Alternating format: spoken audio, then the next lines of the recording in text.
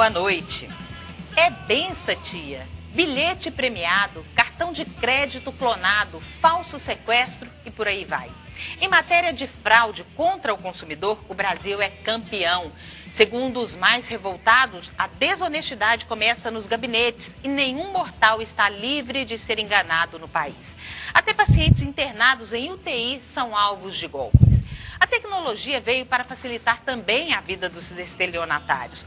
Os crimes digitais estão cada vez mais sofisticados e até o site da NASA já foi invadido. Estudo feito por uma empresa de Curitiba, constatou que 15% das fraudes realizadas na internet foram aplicadas por meio de smartphones. Segundo a mesma pesquisa, a invasão de celulares no Brasil cresceu 55% só no último trimestre. Nem bem digerimos uma denúncia de fraude e logo surge outro escândalo no comércio.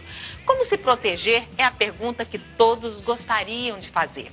É golpe? É o tema desta noite do Sobre Todas as Coisas. Hoje, o Diego aqui com a gente. Boa noite, Diego. Boa noite, Suzete. Boa noite para você de casa. Bom, e para falar com a gente sobre esse assunto, está aqui conosco o doutor Gilson Ferreira, delegado da Polícia Civil de Goiás. Prazer em recebê-lo conosco, doutor Gilson. Boa noite, Diego, Suzete, a todos os telespectadores. Satisfação estar aqui com vocês. Obrigado. Também está aqui com a gente o Wilson César Rascovitch, presidente do Instituto Brasileiro de Estudos e Defesa das Relações de Consumo, IBEDEC, Seção Goiás. Boa noite, Wilson. Boa noite a todos. E também, ao meu lado, está o psicólogo forense Chouso Abe. Obrigado, Chouso, pela presença. Boa noite, é um prazer estar aqui para poder discutir um assunto tão relevante e que machuca o nosso ego dessa forma tão marcante. Tá certo. Bom, e você de casa, participe conosco. Já caiu em algum golpe? Mande para a gente sua mensagem pelo WhatsApp. O número é o 62 99631 1006. Tem também o Twitter, @TV Brasil Central, o nosso e-mail, sobre todas as coisas TV, @hotmail.com. Tem um blog da TV e também a nossa página no Facebook. Aguardo sua participação. O Brasil está entre os 3 países com maior percentual de vítimas de crimes cibernéticos em relação ao total de habitantes que têm acesso à rede. Eu queria começar perguntando por que somos tão suscetíveis a crimes, a cairmos em golpes como esses que nós citamos aqui na abertura do programa e que nós vamos falar no decorrer dele. Boa noite, sua opinião. Boa noite. Eu acredito que as pessoas se expõem demais. Eu acho que existem algumas informações pessoais que facilitam, alimentam. A informação é essencial para o golpista, né? O golpista precisa de ter informações a respeito de você para poder trabalhar uma história, cobertura, para poder aplicar um golpe. E as pessoas, eu tenho a impressão que cada vez mais elas se expõem demais. Com o advento especialmente das redes sociais, a gente observa que é muito natural, muito comum e as pessoas ficam satisfeitas, inclusive, de mostrar aonde estão, aonde vão, com quem andam, o que fazem, né? Elas mostram todo o dia a dia, sua rotina, quando saem da rotina, com quem estão, enfim. E esse tanto de informação que você acaba deixando disponibilizado para qualquer um, ela pode cair na mão de uma pessoa errada, e essa pessoa de posse dessas informações, ela vai trabalhar alguma coisa para tentar te aplicar um golpe. Pois é, mas aí a gente tem um grande problema que eu não posso, então, usar a tecnologia a meu favor. Se eu tenho a tecnologia hoje que me facilita não precisar ir num banco, fazer uma compra de dentro de casa, como é que a gente faz? Tem um limite que a gente pode fazer isso ou qualquer um que esteja com um smartphone está correndo risco, doutor? Não, eu entendo que a gente tem que saber aproveitar, né, essa fase, né?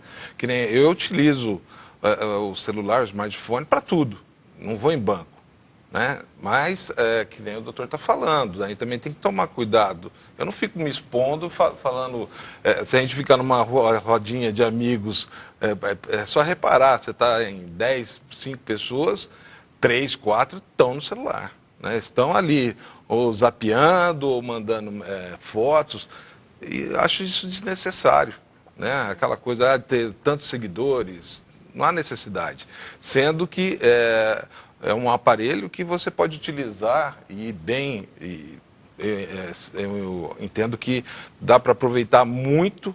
Nós temos várias informações hoje, o que a gente ficava antigamente no computador, num 386, para pesquisar alguma coisa. Hoje não, hoje você falou alguma coisa, ou já fala no celular, já está ali. Né? Mas entendo que o cidadão ele deve ter certos cuidados que infelizmente a maioria não tem. Shows, todos nós estamos sujeitos a serem enganados? Com certeza, todos nós estamos sujeitos a sermos enganados, e aí eu acredito que entra numa situação onde todo mundo quer ter. O ganhar, o ter, é algo que a nossa cultura valida muito, e quanto mais eu tenho, mais bem visto, mais desejado, mais interessante eu me torno diante da sociedade. E aí entra uma outra questão, quando nós nos tornamos vulneráveis, é quando eu posso ter a possibilidade de ter sem ter muito esforço. Aí a situação fica mais prazerosa, mais desejosa. O ter com pouco esforço é algo que a gente sabe desde a época dos nossos avós, que eles falavam que para você ter alguma coisa tem que batalhar, tem que trabalhar, tem que correr atrás. Mas a gente sabe disso, mas quando aparece alguma oportunidade, como por exemplo furar uma fila. Em vez de ficar meia hora numa fila, eu vou ficar só 10 minutos porque meu amigo está lá na frente.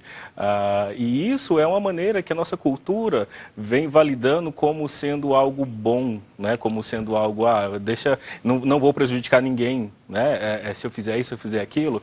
Mas infelizmente aí, os estelionatários, as pessoas que pensam a respeito desse crime, eles utilizam exatamente essa questão de perceber quando as pessoas querem ganhar sem precisar muito esforço. Agora, Shows, eu fui do jornalismo aqui da TV durante muito tempo e os delegados de polícia que eu já tive a oportunidade de entrevistar sempre falam que o estelionatário ele é contumaz, né? Ele não vai parar nunca. Ele sai e continua. Qual que é o perfil psicológico do estelionatário? Bom, nós temos vários perfis, né? Não existe apenas um, mas, primeiro é uma pessoa ela é muito perspicaz, é uma pessoa que, se a gente for trabalhar em questão de valores e de princípios, são valores e princípios muito particulares a uma necessidade pessoal dele ou dela. E isso entra muito uma questão de educação também, de valores perpetuado pela sociedade. E também essas pessoas, eles têm uma expertise naquele assunto. Tem gente que sabe muito de dinheiro, tem gente que sabe muito de tecnologia, tem gente que sabe muito de ações, tem gente que... eles vão se especializando naquele tipo de golpe que eles querem, então, aplicar. Então, são pessoas que, com certeza, têm essa perspicácia. Agora, doutor Gil, o senhor é delegado, como que a Polícia Civil vê esses estelionatários? Porque, na grande maioria das vezes, eles não ficam presos, retidos muito tempo, né? Infelizmente. O estelionato ele é um crime que ele é cometido sem violência, né? Sem ameaça. Então, por conta de não ter essa situação de violência ou ameaça, eles acabam saindo. É difícil um estelionatário que fique muito tempo preso sem ser condenado. E as condenações, né, o Poder Judiciário tem muitas coisas, as condenações às vezes demoram um pouco. Então, pelo fato de ser um crime que não envolve violência ou ameaça, o estelionatário acaba saindo. E como o doutor falou, eles têm uma capacidade de persuasão impressionante. Eu trabalho com um policial e ele brinca que, logo que ele entrou na polícia, numa situação, foi preso um estelionatário, e um outro colega falou para ele, olha, você não fica demais na conversa dele, não, daqui a pouco ele te convence a pagar a fiança, pode você ver, você está pagando a fiança dele e ele está saindo. Então, eles têm realmente um poder de persuasão muito alto, um convencimento, são pessoas dissimuladas, são verdadeiros atores mesmo para atrair a atenção das pessoas e para convencer as pessoas. Agora, a principal questão, por que eles não ficam efetivamente muito tempo presos, é o fato de que o estelionato é um crime que não envolve violência ou grave ameaça. Agora a gente tem uma questão de que eu ia até pedir para o Shows fazer o perfil da vítima de golpes. Mas pelo que eu tenho percebido, e se nós conversarmos aqui, perguntarmos, todo mundo, se não passou por um golpe, conhece alguém que teve um golpe, né? Mas existem algumas pessoas que podem cair em golpes com maior facilidade? Sim, as pessoas, quanto mais ignorância, no sentido do não conhecimento, mais suscetíveis elas estão para cair nesses golpes, né? Agora, geralmente, os idosos são pessoas que estão muito suscetíveis a isso. Nós vemos o tempo inteiro que os idosos, eles são um alvo, né, para o estelionatário, E o interessante é que quando a gente fala disso, por exemplo, o Bensatia, outros golpes que é aplicado, como se o estelionatário ele fosse atrás do idoso mesmo. Ele acha o telefone de um idoso, ele consegue os contatos e ele consegue, então, rodear essa pessoa, porque fica muito mais fácil. E a forma, né, sedutora com que essas pessoas se apresentam, com que elas falam, aparentemente livre de qualquer suspeita, não é alguém que tem uma cara de mal, não é alguém que tem uma aparência aterrorizante, é alguém do nosso dia a dia, é alguém com um sorriso legal, com um tom de voz interessante, muito educado, né? A questão da ignorância, eu acredito que seja o principal fator para alguém ser suscetível a isso. E, às vezes, também a questão da ganância. Eu quero tanto ter que a primeira oportunidade que eu tenho para conseguir, eu já abraço aquilo como se fosse a total possibilidade e muitas vezes fico quieto para que ninguém perceba o que eu estou fazendo, para ninguém ficar de olho gordo naquilo que eu estou falando, ou falar mal, ou tentar me desviar do meu objetivo. Será que o fato de nós brasileiros querermos sempre tirar vantagem da situação é um fator? Porque se esses golpes que acontecem muito no final do ano, época de Natal, de você comprar um produto abaixo da metade do preço dele, quer dizer, isso já seria um fator que nos levaria a suspeitarmos de que tem alguma coisa errada, não? Sim, mas infelizmente, como o doutor está falando, o estelionatário aproveita dessa situação, quer dizer, sempre vai ter alguém que vai querer tirar proveito, né? Então, quando nós estamos comprando um produto pela internet, que vale lá um televisor de 3 mil por R$1.000, alguma coisa está errada, né? Mas não, alguns ainda vai cair ali porque ele acha que aquele produto está em promoção, e estou ganhando em cima, estou ganhando R$2.000 nessa transação. E é onde o estelionatário acaba fazendo isso. E, logicamente, também tem questão que nem das pessoas de idade, que já vem a boa fé. Querendo ou não, também tem aquela pessoa que quer ajudar, né? Que quer também ajudar o próximo. Né? Acredita, e aí também acaba sendo prejudicado. Agora, no caso, Wilson, a gente vê, a Suzete falou de promoções de final de ano, e às vezes empresas que de fato existem, que não têm intenção de dar o golpe, mas aí você tem um produto que vale R$2.000 o ano inteiro, um mês antes da promoção ele sobe para 4 e depois ele abaixa para 2, ou seja, tudo pela metade do dobro. Sim, né? Exato. Mas o produto é entregue, né, tudo. Isso por si só não é uma fraude ao consumidor? Sim, tanto que o Procon mesmo vem acompanhando, sempre quando tem o Black Friday, né, já se acompanha já há alguns meses para verificar se realmente aquele produto tem aquele valor. Né? E quando isso fica caracterizado, ou seja, aquela empresa está tirando proveito daquilo, é onde então cabe uma sanção para aquela empresa que está aproveitando da boa-fé do consumidor. Gilson, vocês devem receber pessoas de todas as classes sociais, acredito, todos os níveis, fazendo uma denúncia de que caiu num golpe, é isso mesmo? Sim, de todos os perfis, pessoas com condições sociais variadas, com escolaridade variada. É algo que, às vezes, a pessoa fala, não, isso quem cai em golpe é porque não é estudado, ou é porque é muito carente, ou é porque é ignorante, enfim. Claro, como o doutor Ab falou, a pessoa ignorante ela está mais propensa, às vezes, a cair em um golpe. Mas a gente percebe que pessoas dos mais variados graus, tipos, enfim. Eu já tive situações na delegacia de ser procurado por pessoas com formação universitária, funcionários públicos, me relatando que caíram em golpes, como, por exemplo, o golpe do bilhete premiado. A pessoa chega e fala assim, delegado, eu ouvia essas conversas e eu não me conformava como alguém podia cair num golpe desse. E hoje eu estou aqui na delegacia relatando que eu caí no golpe. Então, a gente vê pessoas de todos os perfis sendo vítimas desse tipo de golpe. É igual bem essa tia, né? Já foi tão noticiado pela imprensa, tanta orientação já foi dada, ou de falso sequestro, que a gente... eu tenho casos, citei um antes de começar, de uma pessoa muito conhecida, que tinha acabado de almoçar com os filhos, na hora que ela saiu da garagem para ir trabalhar, ela recebeu uma ligação, ela disse que não conseguiu raciocinar que a situação era impossível. Ali ela passou um monte de informação para essa pessoa que estava do outro lado, né? Quer dizer, a gente fica um estado o quê? De topor? O que acontece, Choso?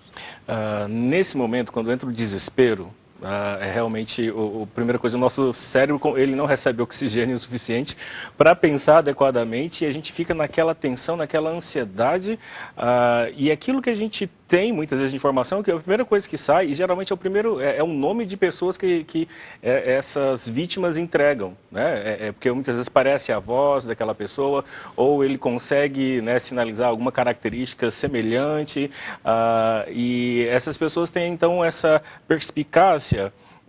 E, por exemplo, no presídio, a gente sabe que muito do bem-sucedido sai ali de dentro. Uma coisa peculiar que existe lá dentro, entre essa gangue que trabalha lá, as pessoas, os vários presos que aplicam o bem-sucedido, eles têm cota por dia, entre eles mesmos, onde você tem que alcançar 5, 10, tal, como se fosse mesmo um trabalho para que eles consigam alcançar aquela cota porque realmente é uma quadrilha, né? São pessoas que pensam, que planejam, eles sentam para conversar, eles calculam exatamente como é, o horário de se ligar, existe também uma vigilância, né, dessas vítimas, muitas vezes, que eles já sabem quem são, e todas essas informações são ricas para esse momento do golpe em si. Falar em vigilância, nós descobrimos uma coisa aqui muito interessante, que tanto o Dr. Gilson quanto o Dr. Wilson, eles não têm perfis na internet, não tem Facebook, não tem Instagram. Eu já fiquei preocupada, o Diego, isso deve ter um motivo, e a gente vai saber o porquê logo após o intervalo. Você pode ligar para a gente, fazer sua pergunta, e você vai conhecer a história também de 2 jornalistas que foram vítimas de golpes. Golpes esses que não são nem esses golpes que você acaba recebendo uma ligação, não.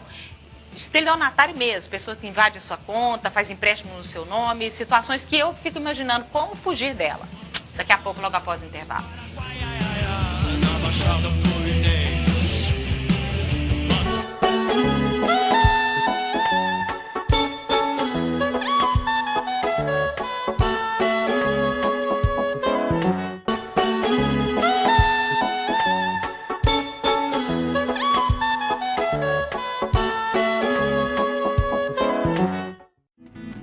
Se eu pudesse, eu dava um toque em meu destino. Não seria um peregrino nesse imenso mundo cão, e nem um bom menino. É golpe, é o tema do Sobre Todas as Coisas desta noite, que recebe o delegado da Polícia Civil de Goiás, Gilson Ferreira, o Dr. Wilson César, que é presidente do IBEDEC, o Chouso Abe, que é psicólogo forense, especialista em psicologia jurídica criminal. Bom, segundo um estudo divulgado recentemente, mais de 70% dos brasileiros já caíram em golpes virtuais. Apesar das campanhas de orientação alertando o consumidor, no Brasil os estelionatários fazem uma vítima a cada 15 segundos. Nem mesmo quem está acostumado a lidar com a notícia escapa das fraudes. Veja o que aconteceu com 2 colegas jornalistas. Ser enganado e cair em um golpe, infelizmente, se tornou algo comum. E nem mesmo quem está acostumado a dar esse tipo de notícia escapa da ação dos bandidos. A repórter da TV Brasil Central, Denise Parreira, passou por um susto. Estelionatários fizeram um empréstimo consignado de mais de R$30 mil usando o nome dela. Ela só percebeu que havia sido vítima de um golpe quando notou que faltava uma parte do salário. Eu fui tirar o extrato, né, no dia depois do pagamento, e aí eu percebi que o valor que eu tinha recebido era bem menor do que é o valor do meu salário. E aí eu cheguei em casa e fui conferir no contra-cheque, porque eu também não tinha o hábito de conferir o contra-cheque mês a mês, né? E aí quando eu vi o contra-cheque, eu vi que tinha um empréstimo, né, feito pelo Banco Safra. E aí fiquei assustada, na hora eu fiquei até assim meio incrédula, achando que poderia ser um erro de sistema, alguma coisa assim. Mas aí fiquei assustada porque eu não costumo, fui sempre assim bem cuidadosa com meus documentos, né? Não empresto documento para ninguém. E eu nunca tinha feito nenhum empréstimo consignado. E aí foi dessa forma que eu descobri. E para resolver o problema, ela procurou o banco e a Polícia Civil. Foram mais de 2 meses para ter o dinheiro de volta. Foi assim, uma dor de cabeça bem grande. Foram assim, mais de 2 meses, né? Porque aí eu registrei um boletim de ocorrência, aí você precisa provar para o banco que não foi você que assinou o contrato de empréstimo, né? Eu lembro que eu fui também no departamento responsável pelo consignado para explicar que eu nunca tinha feito. Eles tiveram que puxar toda a documentação falsa que tinha sido feita no meu nome também. Tive que assinar um termo. Tive que, inclusive, ir ao banco onde foi aberta a conta no meu nome também para dizer que era uma fraude, que eu nunca tinha ido lá no banco, assinar vários termos. O também jornalista Manuel Filho foi vítima de um golpe, só que um pouco diferente. Ele comprou um aparelho de TV em um site na internet. Pagou a mercadoria à vista por meio do boleto bancário, mas a televisão nunca foi entregue.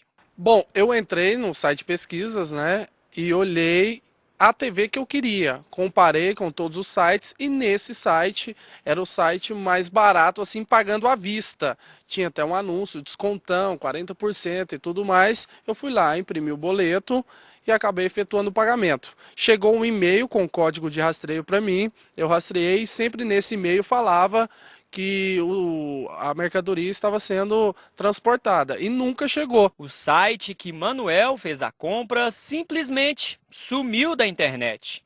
Ele procurou o Procon e a Polícia Civil, mas até agora, mais de 5 meses depois, não conseguiu ter de volta os mais de R$ 2.300 que pagou pelo aparelho de TV. Depois que eu fui ver e entrar no site novamente para eu ver como estava, né, a questão da minha mercadoria, que era uma TV de 55 polegadas, e o site já estava fora do ar. Nem aparecia mais no grupo de pesquisas do Google, né? Então eu acabei indo ao Procon, eles me orientaram a ir apenas na delegacia, eu registrei queixa, abri um boletim de ocorrências, isso aconteceu em março, final de março, começo de abril, e até hoje, cara, eu tô aqui, paguei e tô sem TV. Agora eu quero aproveitar o gancho e fazer uma pergunta para o Dr. Gilson. A gente viu 2 casos diferentes. No primeiro, a nossa colega aqui da TV Brasil Central, a Denise, ela não tomou nenhum tipo de atitude ativa, proativa, para ser vítima. Simplesmente fraudaram vários documentos e fizeram o empréstimo no nome dela, o empréstimo consignado. Já no segundo caso, houve ali todo um contexto para poder convencer a pessoa de fazer aquela compra. Muda a tipificação criminal? Muda a investigação? O que muda nesses casos? Muda a investigação, mas os 2 casos muito semelhantes, crime de estelionato. Existem alguns golpes, como a gente pode ver, que são golpes mais intelectuais. O estelionatário acaba criando uma história para fazer essa fraude. Existem outros golpes que são mais técnicos, como, por exemplo, clonagem de cartões, falsificação de documentos, enfim. Mas todos eles configuram crime. O complicado, às vezes, especialmente no caso do Manuel, é que muitos desses crimes praticados via internet, eles recebem vantagem em outros estados. Então a Polícia Civil de Goiás instaura um inquérito, a Polícia Civil inclusive tem uma delegacia especializada que investiga estelionatos e fraudes, é um grupo que funciona dentro da DEIC, mas como geralmente envolve criminosos que estão em outras unidades da federação, as investigações de fato são complexas e às vezes demoram um pouco. Porque eu preciso saber onde é que o cara recebeu essa vantagem indevida, né? Como eu disse, geralmente é em outro estado. Você precisa entrar em contato com os colegas policiais civis desse outro estado, às vezes precisa fazer oitivas de pessoas de um estado para o outro, então é uma investigação um pouco complexa, né? Mas a Polícia Civil tem investigado os casos que chegam ao conhecimento. Eu destaco sempre que é muito importante a todas as vítimas que sofrerem qualquer tipo de golpe que registrem a ocorrência numa delegacia da Polícia Civil. O registro pode ser feito em qualquer delegacia ou na central de flagrantes, que funciona 24 horas por dia lá no Jardim, Cidade Jardim, no setor Cidade Jardim. Então é importante, é fundamental que faça-se o registro da ocorrência, até para você se resguardar depois, como é o caso que aconteceu com a colega jornalista aqui da TBC, né? Olha, não fiz esse empréstimo consignado, faz o registro da ocorrência para você ter esse dinheiro devolvido pelo banco, enfim. Mas as investigações acabam sendo mais complexas porque geralmente as pessoas levam vantagem e estão em outros estados. Só uma coisinha, existe a possibilidade do Manuel receber esse valor? Sem dúvida, existe a possibilidade.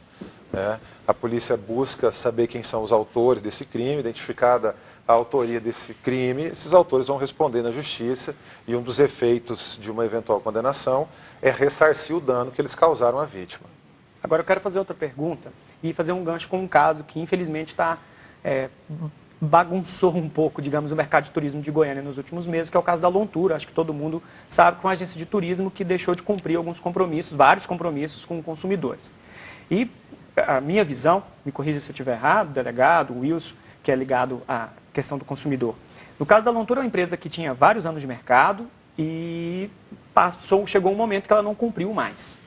Aí a questão, há que comprovar a má-fé, ou seja, a empresa desde o começo tinha a intenção de causar aquele dano, ou ela não tinha intenção, ou ela foi mal gerida e chegou a esse prejuízo. Há diferenciação entre o caso da Lontura e o caso de um estelionato, que a pessoa já começa o ato com a intenção de causar prejuízo?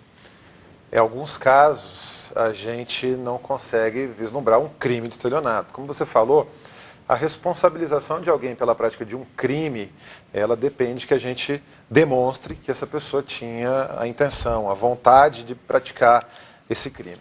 Muitas vezes, em questões que envolvem contratos, o que a gente percebe é o inadimplemento do contrato, mas por outras razões, né? No caso especificamente da Lontura, a investigação foi feita e concluída pela Delegacia de Repressão a Crimes contra o Consumidor, a DECOM, e houve o indiciamento dos responsáveis. Mas muitas vezes esse contrato não é adimplido, repito, não por uma questão criminal, mas o que a gente tem é um problema que deve ser resolvido em outra seara, uma questão civil e não uma questão criminal. Tem uma questão também, que um golpe que é feito muito, é o do falso romance, né? Eu li uma declaração de uma mulher que conheceu a pessoa e tinha isso tudo. Ele disse que comprou vários presentes, deu também esse código de rastreamento, estava mandando para ela, porque ele ia fazer uma viagem a trabalho. Aí esse material ficou preso em algum lugar e ligaram pedindo que ela tinha que pagar para poder ter esse material, acesso a esse material. Inclusive, a aliança de noivado que ele estava mandando, tudo nesse documento. E a pessoa fez o primeiro depósito, ligar de novo pedindo mais, fez o segundo depósito. No terceiro é que ela desconfiou e foi atrás.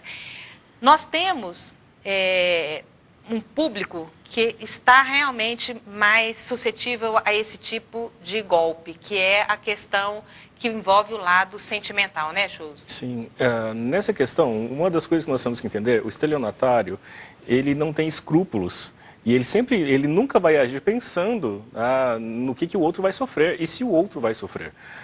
Muitas vezes é difícil a gente imaginar que aquela pessoa tem o desejo, né, de ferir ou de fazer alguma coisa de errado.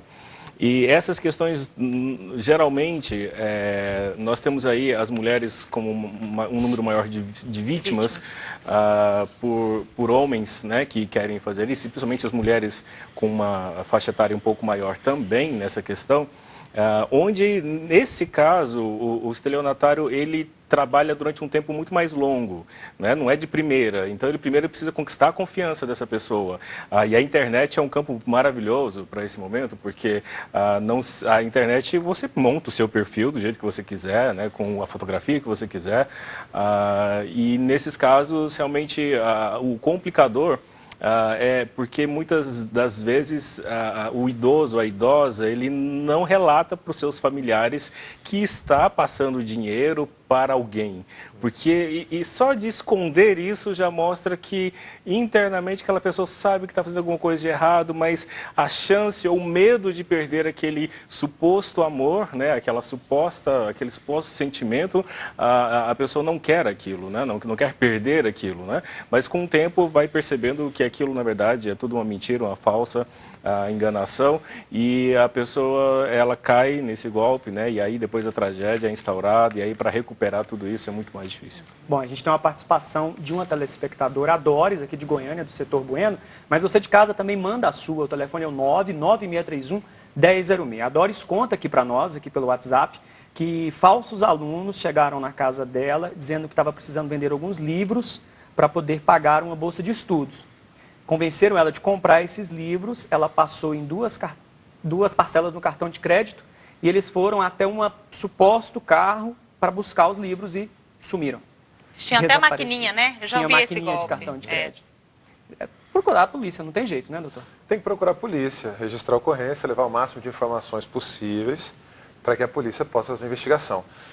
Só aproveitando, tem outros tipos de golpes, são inúmeros, né? Mas pessoas que procuram outros em casa, né? A gente veio medir pressão, a gente veio fazer teste de glicemia, né? Tem golpes em que mulheres se passam por grávidas e pedem para entrar também. Queria entrar na casa para usar o banheiro, eu estou grávida.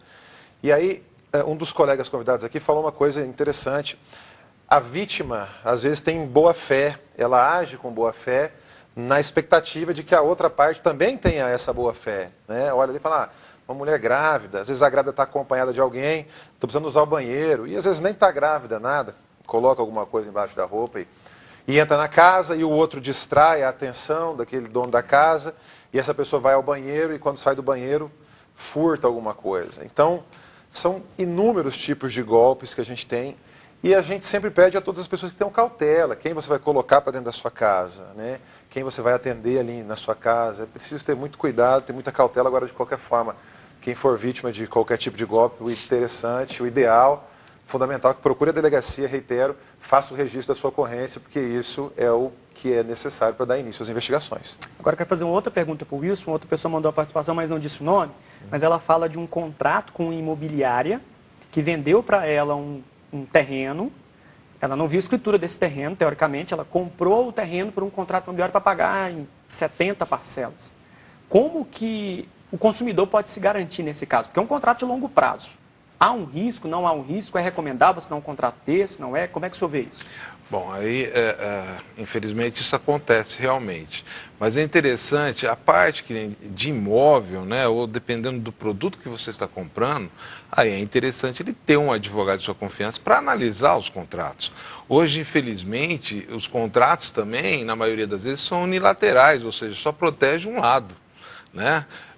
Principalmente que nem de imobiliárias, de construtoras. Nós tivemos aqui mesmo em Goiânia várias construtoras que venderam produto também, foi como se fosse um estelionato, e não entregaram, e pediram recuperação judicial, e agora as pessoas estão ali sem receber. Que a gente entra num caso parecido com o caso da Lontur, né? Às vezes não há intenção de causar um prejuízo financeiro, mas se não tem um contrato que te garanta alguma coisa, você acaba correndo o mesmo risco. Mas você tem que, então, analisar essas cláusulas, né? E hoje, onde também vem aí o consumidor também de boa fé, acredita no que a outra parte está falando. Não, está no contrato, tem que ser cumprido. Não, não é assim. Não é porque está no contrato tem que ser cumprido. Se ali fere o Código de Defesa do Consumidor, fere o Código Civil, vai se pedir a nulidade daquela cláusula, né? Então é interessante que, antes de mais nada, se contrate um advogado de confiança e vai analisar essas cláusulas.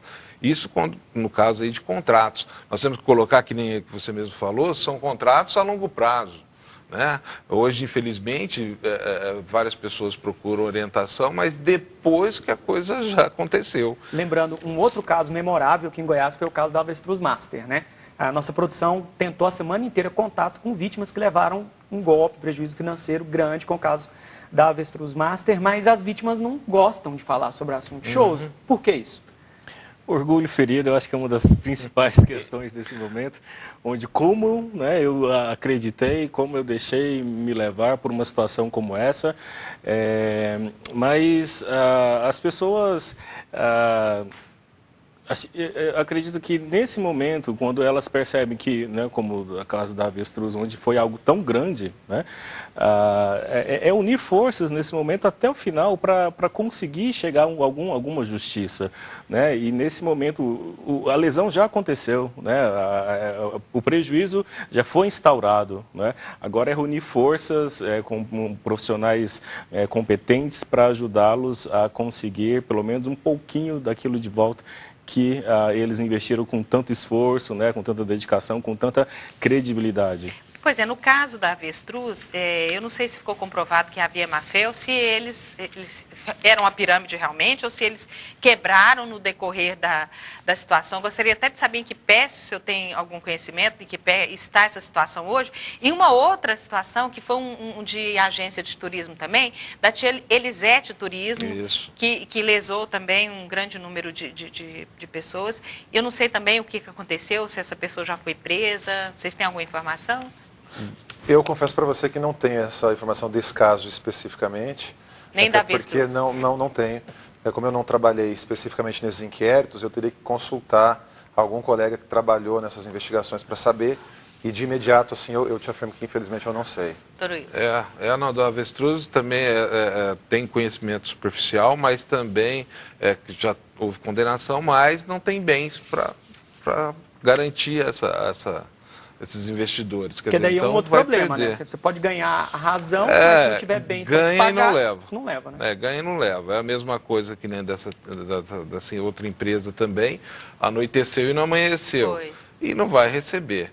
E dependendo dependendo do patrimônio deles, também muitas vezes não vai receber. Pois é, gente, aí o consumidor fica numa situação muito complicada, porque no caso, tanto da Elisete quanto do avestruz, a impressão que a gente tinha é que eram empresas fortes, que você entra num negócio que já é conhecido, que tem vários conhecidos que estão fazendo parte. Mas aí é bom fazer um adendo do seguinte, aí é onde nós devemos utilizar as redes sociais, né? É fazer pesquisa. Hoje nós temos sites de reclamação, né?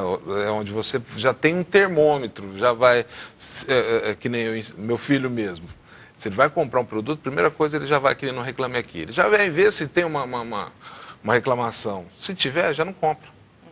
Então, você tem que sempre também utilizar as redes sociais para isso, fazer pesquisa, né? Infelizmente, essas empresas, o estelionatário sozinho, ele também já arma todo um contexto. Ele já tem casos lá que a gente fica sabendo, o cara loca lá um salão de hotel, faz coffee break, faz tudo, quer dizer, então você entra achando que aquilo lá está certo, tá? Se o cara está aqui, então está tudo certo. E aí, infelizmente, aí é onde a gente cai de boa fé ali, falando, não, então vou adquirir. No caso também, voltamos ali no caso dos contratos de construtora. O cara vai lá também, assina, tem champanhe, em call, então. Aqui nós tivemos só aqui em Goiânia 3 empresas que pediram recuperação judicial, né? A Goldfarb mesmo também, a PDG pediu prejudico quantas mil pessoas com relação à recuperação judicial. Por que o senhor não tem perfil nas redes sociais? Porque eu acho que não há necessidade. Como nós estávamos falando antes, a questão de você se expor, não vejo essa necessidade. Então é uma prevenção? É uma prevenção, de certa forma, e também a minha vida é privada, quer dizer, eu não preciso colocar que nem... Você me deixou preocupada. Estou no restaurante, eu preciso tirar foto porque eu estou no restaurante. Eu tenho perfil que eu não tinha colocado nenhuma foto particular. E ontem, dia dos pais, coloquei foto dos pais, então, ele fica preocupando. Acho isso muito desnecessário. Tem coisas, logicamente, que é interessante lá, que você pode até utilizar, onde muitas vezes com essas redes sociais você acaba encontrando um amigo de 20 anos atrás, né? Alguma coisa nesse sentido, mas entendo que não há necessidade de a gente se expor tanto assim. Então, Gilson, qual o motivo que o senhor também não tem um perfil? A função que eu desempenho também é uma função muito delicada, né? A questão de ser policial é algo que eu procuro me resguardar e ser o mais discreto possível.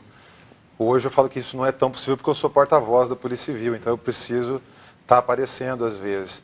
Mas na minha vida pessoal, quanto menos exposição, eu acho melhor. E claro, concordo com o doutor, não é que as redes sociais também seja algo muito ruim ou um absurdo, nada, pelo contrário, é algo bom, tem suas vantagens, né? Existem várias vantagens. O que a pessoa precisa entender é o limite, né? Quando você passa do limite e começa a se expor de forma desnecessária. Então, é esse equilíbrio que é importante. Agora, eu optei por não ter justamente em questão dessa função que eu desempenho. Tá, a minha pergunta é só porque eu pensei assim, se os dois que estão totalmente envolvidos nisso não tem perfil, a gente também tem que ter o pezinho atrás, né? Tem, sem dúvida. Vamos para mais um intervalo, daqui a pouco a gente volta. Se eu pudesse, eu dava um toque em meu destino. Não seria um peregrino nesse imenso mundo cão.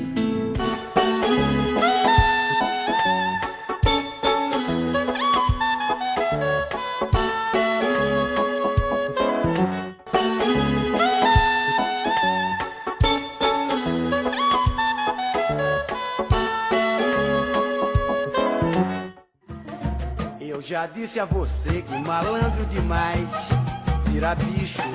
E também já lhe pedi pra você parar com isso. Eu já disse a você que malandro demais. Nós do Sobre Todas as Coisas, toda segunda-feira, nós damos dicas de filmes e que tem a ver com o tema que nós estamos discutindo. E a nossa sugestão de filme hoje contempla em cheio o tema desta noite, não é isso? Exatamente. Diego, qual é o filme? Eu vou mostrar um filme de 2011, que não é novo, mas tem uma história, no mínimo, fantástica. Chama Vips, Histórias Reais de um Mentiroso. Conta a história do Marcelo Nascimento da Rocha, que foi interpretado nesse filme pelo Wagner Moura. Ele era piloto de avião e, pelo menos, muito inteligente, com certeza. Ele se passou por um dos donos de uma grande empresa aérea. E aí participou de um programa de TV de um colunista social famoso, teve acesso a camarotes no Carnaval de Salvador, viajou de graça nos aviões da empresa aérea, uma das maiores do país, inclusive. Se passou por dono dessa empresa, fretou helicópteros, conseguiu namorar de forma... Teve uma fé rápida com uma modelo famosa no Brasil na época também. E depois disso tudo, ele ganhou muito dinheiro, ele foi preso. O Marcelo cumpriu pena por estelionato e associação para o tráfico, mas no ano de 2014, e essa história dele, acho que se não me engano foi em 2004, em 2014 ele progrediu para o regime semiaberto e, pasmem, hoje ele é palestrante, afirma usar, palavras dele, afirma usar toda a inteligência que diz ter para o bem. Ele cobra de 6 a 8 mil reais por palestras e diz ensinar o poder da persuasão para as pessoas. Agora eu quero perguntar, depois de ver essas cenas, olha lá o Marcelo curtindo vida boa na Bahia, se passando por um milionário, né? Quero perguntar para o doutor Gilson, qual que é a sensação que o senhor, como policial, como delegado de Polícia Civil, fica depois de ouvir o final dessa história, principalmente? Acho que não é só eu, como delegado de polícia, acho que a sociedade em geral fica meio frustrada, né? A gente às vezes lamenta que os criminosos paguem tão pouco pelos crimes que praticaram. Imagina quantas pessoas um cidadão desse lesou, imagina quantas pessoas ele prejudicou. E, como eu disse, pelo fato do estelionato ser um crime que não envolve violência ou grave ameaça, o judiciário acaba, e também por conta da legislação, acaba aplicando penas mais brandas e logo a pessoa já está num outro regime e já está na rua de novo. Deixa eu só... Tem um outro filme, aquele Prenda-me se for capaz, né? Com o Leonardo DiCaprio, em que o golpista também, né, ao final, ele acaba sendo contratado para desenvolver sistemas de segurança, né? E também ganhou muito dinheiro depois usando a inteligência para coisas boas, né? Enfim, também é um outro, eu me lembrei aqui. Bom, obrigada. Nós citamos aqui no início que até a NASA foi vítima de um golpe, né? E eu fico pensando, não tem como se proteger. Estamos todos na rede. Sim. Uma das coisas interessantes quando a gente fala de criminosos, o psicopata, a gente muitas vezes tem a ideia de que o psicopata é aquele que vai matar, que vai destruir, que vai fazer tudo aquilo, mas nem sempre. O psicopata nem sempre vai exercer esse papel tão destruidor assim. Existem níveis de psicopatia, quando nós vamos estudar sobre esses perfis criminais, né? Existem níveis de psicopatia onde tem psicopatas que eles trabalham somente com estelionatário, como estelionatário. E eles não vão matar, né? E aí a perspicácia de um psicopata, ele entra em uma amplitude muito maior, porque diz muito que o psicopata ele é muito inteligente, né? Ele é quase um expert em muitas coisas, mas na verdade não é que ele é tão inteligente assim, um expert, é que ele se especializa num assunto. É como qualquer pessoa que se especializar no assunto, estudar aquele assunto, ele vai ficar uma pessoa douta, uma pessoa especialista em falar sobre aquilo, né? E a psicopatia, a grande questão dela entra na falta ou na ausência de empatia ou de vínculo emotivo com o outro, né? Então, tudo que ele faz é pensando nele. Ele é em primeiro lugar, segundo lugar, terceiro lugar, é ele, né? E mesmo se ele tiver que passar a rasteira na mãe, no pai, em qualquer pessoa que for, ele vai fazer isso para chegar no objetivo dele. Agora, Choso, eu queria te perguntar, porque às vezes, pelo menos no Brasil, eu noto que a população tem um certo... admira a inteligência dessas pessoas e às vezes alguns ficam até sendo um pouco idolatrados. Né? A gente tem casos aqui, infelizmente, lógico, não estamos falando de estelionatários, mas de assassino, que é o caso do Thiago Gomes da Rocha, tem fãs, que tem fã-clube. Como é que explica isso? Olha, eu trabalhei durante alguns anos no sistema prisional aqui de Aparecida de Goiânia e uma das coisas que eu fiquei com muita vontade de estudar eu estudei sobre psicopatia, agressores sexuais, mas eu fiquei com muita vontade de estudar e pesquisar mulheres que se envolvem com essas pessoas, sabendo já do currículo que essas pessoas têm. Não são mulheres que foram enganadas, são mulheres que são atraídas exatamente por esse perfil que eles têm. O que essas pessoas desenvolvem, né? A forma que elas atraem. Mas uma coisa tem característica de tudo isso. É um homem que tem poder. É um homem que tem uma fama, é um homem que tem uma posição. E isso atrai.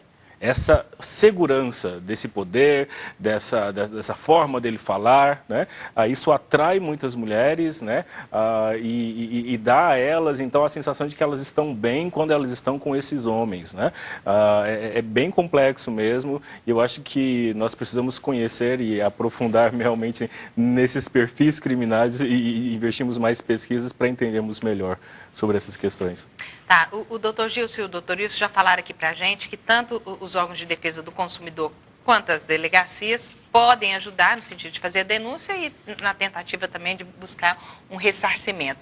Mas eu não quero terminar o programa sem saber de vocês. Nós já vimos aqui que ninguém está 100% seguro, não é só com relação aos crimes cibernéticos, mas de um modo geral.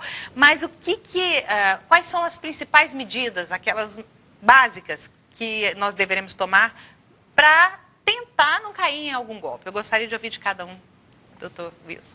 Bom, as recomendações de praxe, né? Você tomar cuidado com as informações que você disponibiliza, em questão de computadores, celulares, você manter atualizados com bons antivírus, você desconfiar sempre, como diria minha mãe, quando a esmola é demais, o santo desconfia. Então, se você encontra aquelas promoções inacreditáveis, provavelmente é porque elas são realmente inacreditáveis e não existem, então tem que ter muito cuidado, né? Tomando cuidado, cautela, mantenha seus aparelhos atualizados com antivírus e cuidado ao se expor. Eu acho que essas recomendações são fundamentais. Doutor Wilson.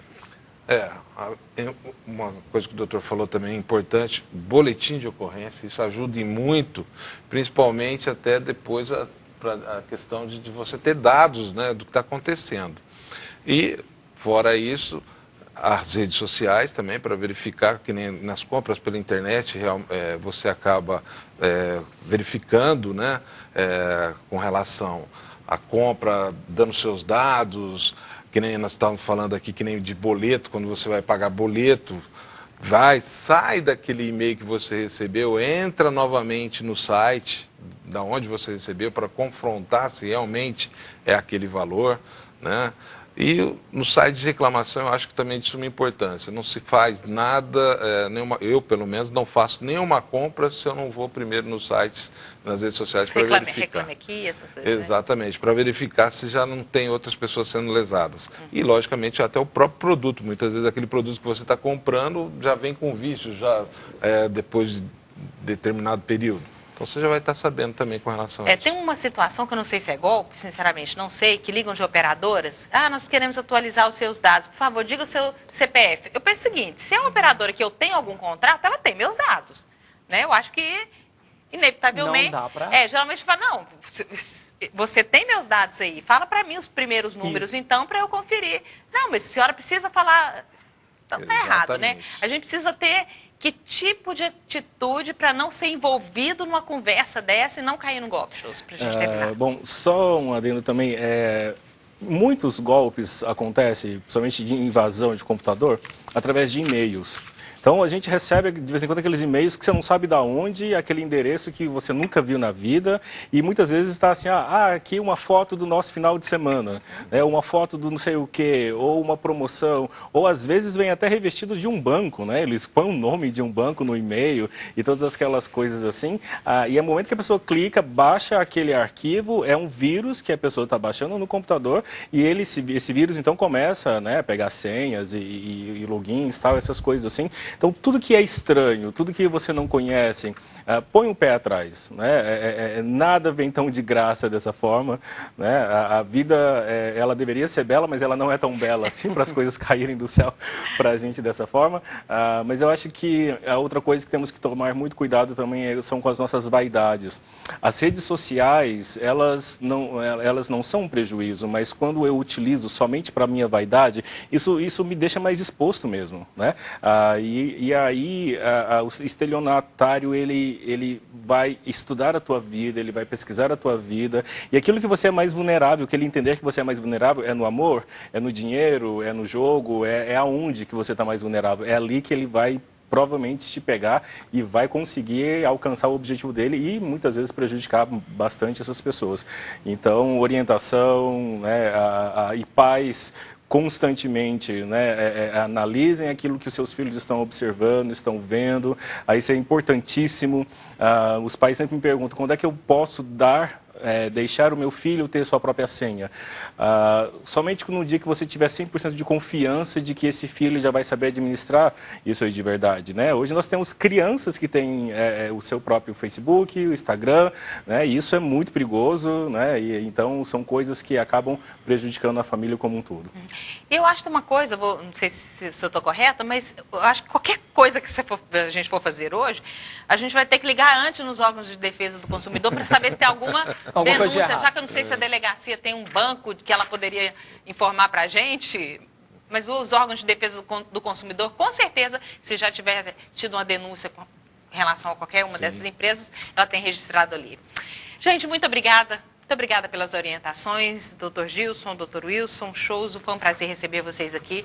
Diego, obrigada. Obrigado, Suzete. Boa noite para você. Boa noite para todo mundo. E no próximo sábado, às 7 da noite, tem o reprise deste programa. Eu encontro você na outra segunda. Até lá. Eu já disse a você que o malandro demais vira bicho. E também já lhe pedi pra você parar com isso.